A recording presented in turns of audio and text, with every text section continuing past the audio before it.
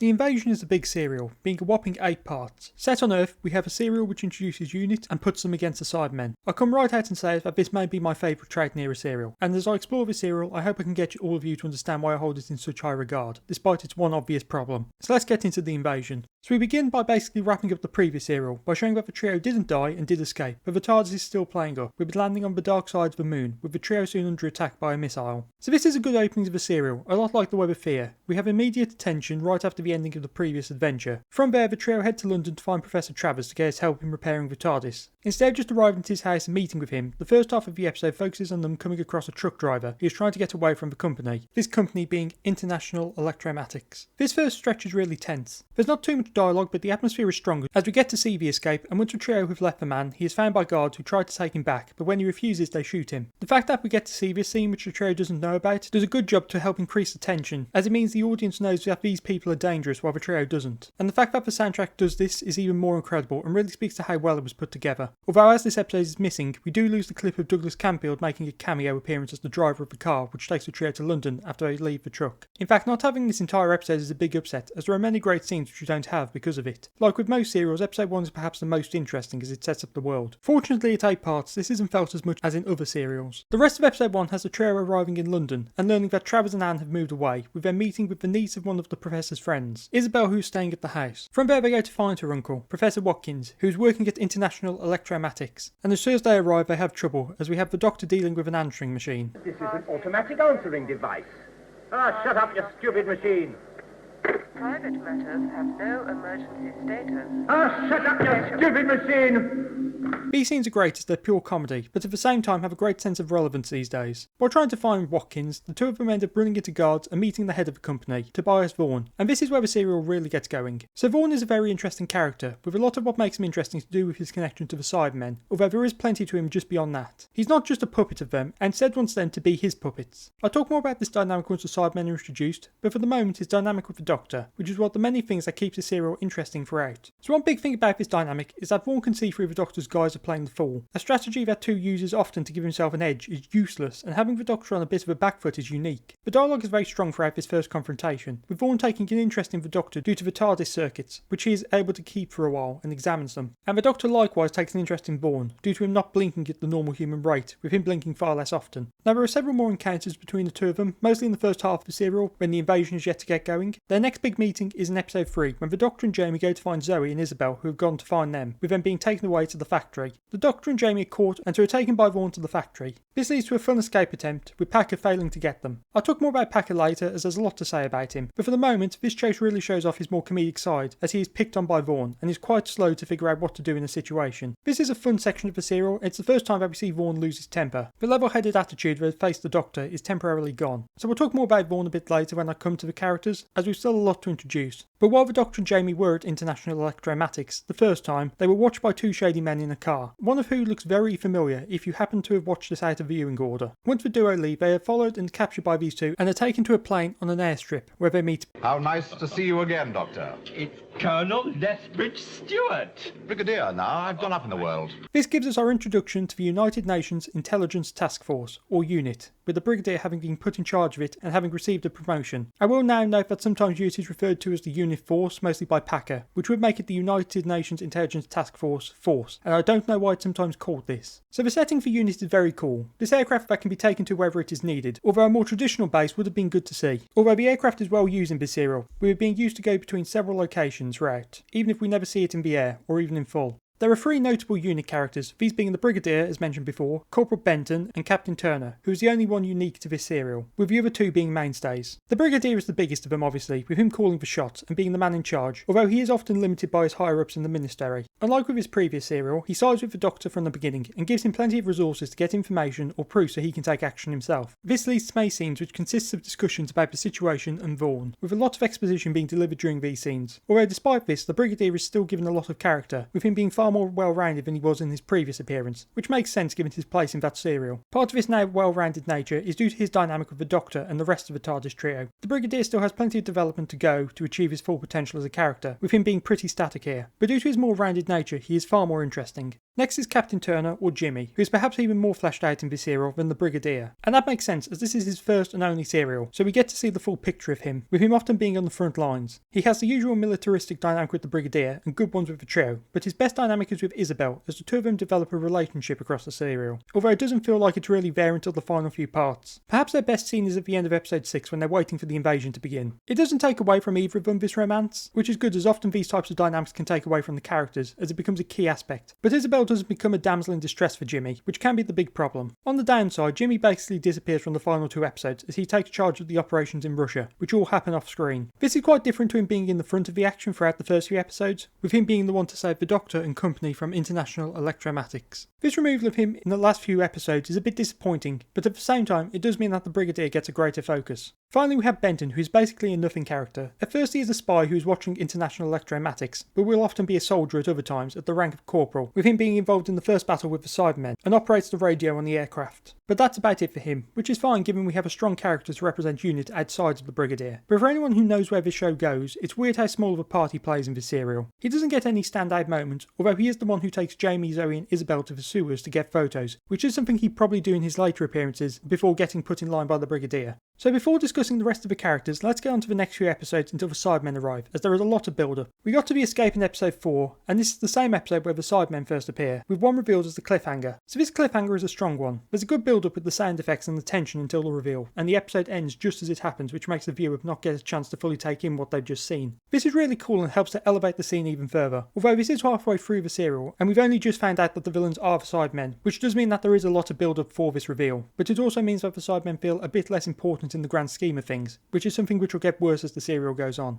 So the Cybermen do get a bigger focus in the next 2 episodes as we see Vaughn coming up with a plan to destroy them by using a device which can create emotions, which was developed by Watkins. So this is a very cool concept, which the serial introduces and uses quite well, instead of introducing another weakness to the Cybermen. This one exploits something about them which has already been established since their first appearance, this being their lack of emotion. The machine is capable of creating emotion, and so when the Cyberman is subjected to it, it doesn't know how to handle it, with the test subject being sent mad when it experiences fear. This is a really cool scene, and it's a great weakness for the Cybermen to have, as it's not really something easily exploitable like their weaknesses to the poly cocktail, nor as stupid as the radiation one. I think it adds another dimension to the Cybermen as it explores their relationship with emotion too, in a way which doesn't directly involve them discussing it, which was how it was handled in 10th Planet, the only serial to go into this lack of emotion. This scene is also increased in importance by having that Cyberman head into the sewers and being the one to attack Jamie, Zoe and Isabel in episode 5, with it being completely out of control and fighting with anything in its path, including other Cybermen. The next big scene with the Cybermen is when the invasion begins, and I just have to show it as words aren't enough. Now, despite watching this for the first time in my early 20s and having seen this scene as a kid, watching it for the first time in full, it gave me chills as the situation felt hopeless. The Doctor was out of commission and it felt like the Cybermen had already won. The music really helped with this. The eerie tones of the Cybermen rise up and march the streets. The use of location filming here was critical to make this powerful, and Camfield's direction was on point as always. Although this is where we have a problem, that being that this is the last time the Cybermen appear until a bit into episode 8. So despite the invasion beginning, the Cybermen just disappear for an episode, with them not being a major threat, and instead we just get Vaughn's men being the ones to carry out his orders and be the dangers of the main cast. This is most evident during episode 7, when Vaughn's men are sent to capture Watkins. Now this does make sense as to why he didn't use the Cybermen, as he doesn't want them to know about the weapon, but the fact that the Cybermen aren't very well used by this serial is a definite weakness. The final part uses them more effectively, with them being a massive threat as they defend a transmitter, which the Doctor and Vaughn have to fight through. For now I want to discuss the Cyber Planner, who is the leader of the Cybermen in this serial. So the Cyber Planner is similar to the design used in the Wheel in Space, but is far larger, with it taking up an entire room in the back of Vaughn's office. Design wise it's very cool with several moving parts, although the strings do sometimes show. Beyond that it has a different voice to the previous Cyber Planner, which was more akin to the Telosian Cybermen, but it works here, and fits closer with the voices of the Cybermen of this story. Being a stationary object it doesn't do a lot, with it instead being featured in many arguments with Vaughn, which makes it feel more like a radio than a character, but it works fine enough as it has a presence as the voice of the Cybermen in the earlier episodes. It does ultimately get destroyed by Vaughn with the emotion device, which implies that it has human parts despite seeming completely robotic. Which if it does, then it's interesting, as it shows another side to the Cybermen, which has never been touched on before. That being that not all of them are humanoid machines, and instead some are basically computers, living a stationary life. Now let's talk about the invasion plan of the Cybermen. So at some point the Cybermen made contact with Vaughn, and through him established a foothold on Earth through his company, which may or may not have existed prior to this meeting, as it's not established. We do know that they gave him technology to put into all of his equipment, a microcircuit which allows for the Cybermen to have power over the human mind. This being a key part of their plan as it allowed them to hypnotise the entire world at once, weakening humanity by eliminating all resistance as they were put into a trance. From there the Cybermen emerged from the sewers, with them taking over the planet and converting the human race into Cybermen. Of course their plan doesn't get to any conversion efforts, but it's unknown what the Cybermen did from their emerging of the sewers to their defeat. Their numbers were low as the invasion had to be brought forward, but since they faced basically no resistance, it means that as far as we know they are just standing around, which does take away from them as a threat a bit. So on how the Cybermen got into the sewers. This is by them being sent down from the moon through craft, with the Cybermen in their cocoons being taken away by Vaughn's men to his facilities. This is of course the stage which caught the attention of UNIT. They are then revived and then go into the sewers from there, where they just wait around until the invasion begins. So it's a complex plan which requires a foothold, but it's a lot less complex than their previous invasion plan. Ironically, due to the serial focusing on Vaughn, this invasion plan doesn't feel especially important as it feels a bit in the background of the plans of Vaughn, which takes front and centre.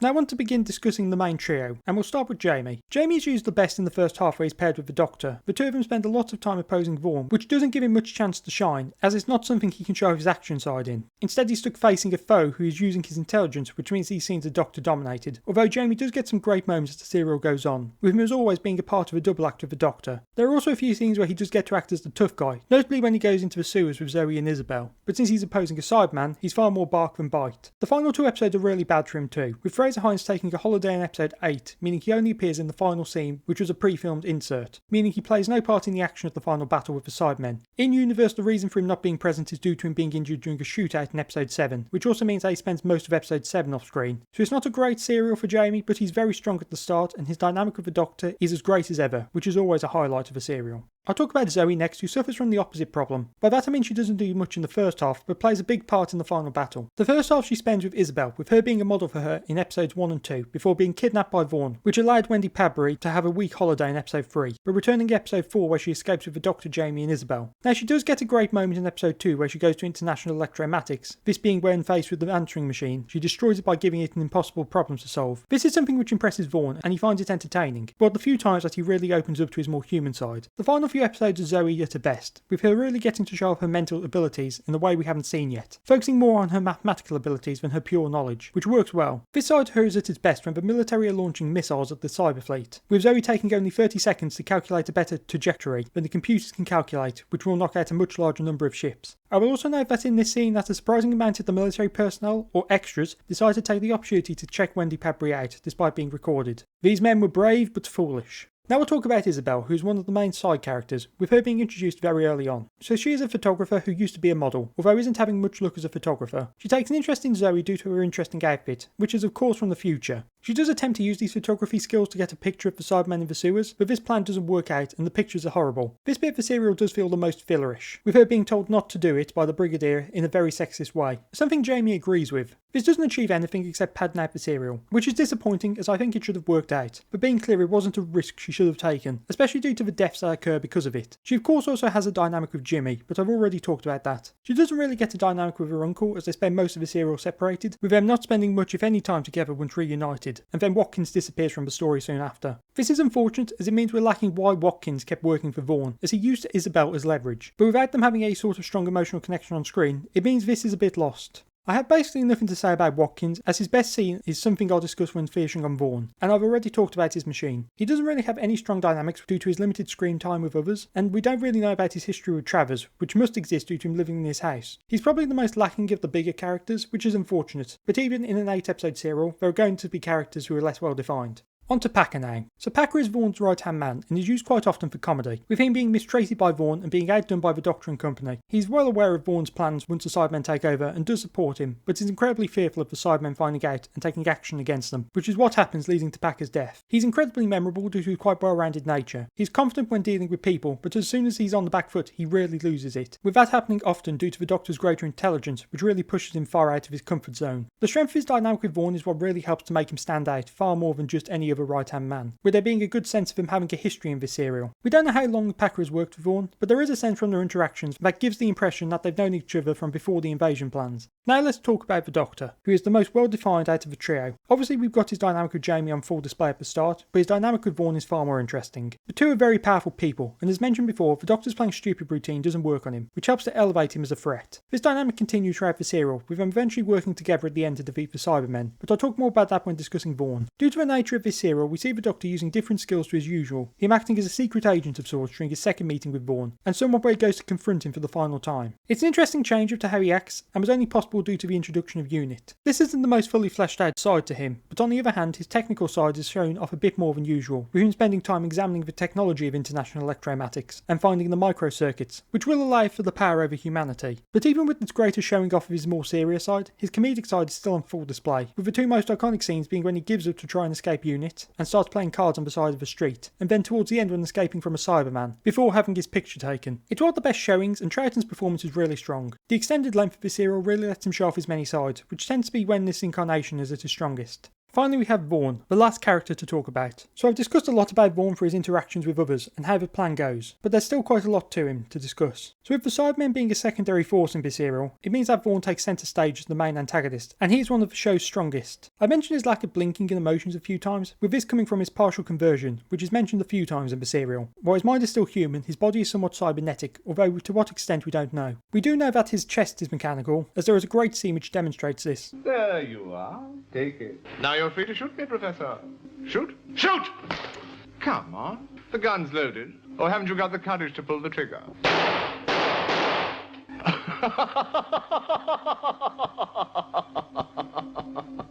This single scene really shows off the strength of Vaughn on two levels, both his physical and mental, with him making one of the best power plays to completely destroy the mental state of Watkins. Although this is the only scene which demonstrates his partially converted nature, as we never see him demonstrate super strength or anything like that. Throughout this era he has many confrontations with the Cyber Planner, with Vaughn trying to gain more power or adjust the plans due to the Doctor's interference. These scenes are great as he is able to use his power as the Earth foothold to make them bend to his demands, which really demonstrates just how powerful he is in this serial, with him being able to use this to his advantage, with it being even more impressive that he is able to do this with the Cybermen. Ultimately this power over them fails when the Cybermen plan to wipe out all life on Earth and turn on Vaughn, which leads to Vaughn destroying the Cyber Planner and siding with the Doctor. The two of them head to a transmitter complex to destroy it, but Vaughn is killed in the process. With the day is ultimately saved, and him siding with the Doctor at the last minute gave him and Unit the information to save the Earth. So it's not a redemption arc this. Despite siding with the good guys in the end, I wouldn't say that Vaughn was redeemed. He was just trying to survive and get revenge against the Cybermen. I'm glad that he doesn't really redeem himself and instead just tries to stop them as they betrayed him. I think it's a lot more interesting and makes sense within this character. Now notably Vaughn is played by Kevin Stoney, who had previously played Mavic Chen in Dalek's Master Plan, also directed by Camfield. Like with that serial, Stoney is giving an amazing performance, but I think it's even stronger here, with the serial really focusing on his character a lot more, and despite the long length, doesn't lead to him just being around for no reason and losing all sense of edge by the end. He's able to be terrifying at times, and at others quite humorous, and this great balance, alongside the rest of his strengths as a character, really gives us one of the greatest villains we've had so far, and perhaps ever. Despite being a Cybermen serial, they play such a minor part throughout that this is definitely a Vaughn serial, and it really is great because of that. So now for the writing of the serial and its odd length. So this serial is an odd 8 episodes, which is a unique length as it only appears this one time. This is due to the serial originally being intended to be 4 parts, but due to the next serial falling through, this one was increased to 8. This does explain the few filler feeling bits and why the Cybermen play such a small part, but unlike other stories, which were extended suddenly, this increase in length only helped the serial, with what came of this decision being an incredible story. It does have some problems, but it's almost perfect, giving us the first Unit serial and an incredible villain, plus a great showing for the trio. Combine that with its amazing direction from Camfield, and we've got a serial which stands out well above most of this season. This serial also was written by Derek Sherwin, with this being his only script for the show. Writing it as he left the script editor's role, with the legendary Terrence Dicks taking over from him. But Derek Sherwin will be important again. We'll just have to wait and see how. Finally, I want to talk about the animation. So I don't really talk about the animations as I don't really like them and have sort of forgotten about them as I've been rewatching these serials. But this one is of note, as it was the first ever to have animated episodes, with being animated many years before the animation range really became a thing. It obviously has its flaws, but it's quite a strong opening animation for the series. While I may not like the animations, I will give the serial the respect it deserves for being the first serial to be released with animated episodes and changing the game for missing stories and opening the door to all new fans. So the invasion is amazing. While it has a few problems and perhaps is far too long for some, its script and direction is on point, with it being one of the tightest productions in the show so far. It has a great villain, even if it does sideline who should be the main villains a bit too much, but also introduces Unit to the series, which will change things up for the show going forwards. But next time, the TARDIS lands on a dead world where its people have become slaves to who they see as their protectors who seek the high brains for their own goals. Next time, the Crotons.